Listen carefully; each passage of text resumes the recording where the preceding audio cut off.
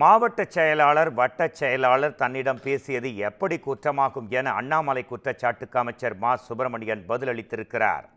சென்னை அண்ணா பல்கலைக்கழக மாணவி பாலியல் வன்கொடுமை செய்யப்பட்ட வழக்கில் அமைச்சர் மா சுப்பிரமணியன் திமுக வட்டச் செயலாளர் கோட்டூர்புரம் சண்முகம் ஆகியோரை விசாரிக்க வேண்டும் என தமிழக பாஜக முன்னாள் தலைவர் அண்ணாமலை கூறியிருந்தார்.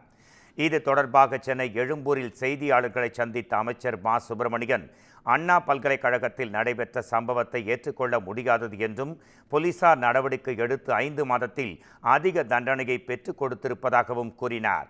அண்ணாமலை கூறியதை தானும் பார்த்ததாகவும் தன் கையில் 88 வட்டச் செயலாளர்களும் தன் தலைமையிலான நிர்வாகத்தில் 82 வட்டச் செயலாளர்களும் இருப்பதாக கூறினார்.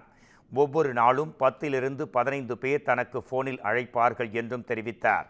மேலும் வட்டச் செயலாளர் போன் செய்தார், இதனால் தன்னை விசாரிக்க வேண்டும் என கூறுவது என்ற குற்றச்சாட்டு ஏன் என்று தெரியவில்லை என்றும் அவர் மேலும் தெரிவித்தார்.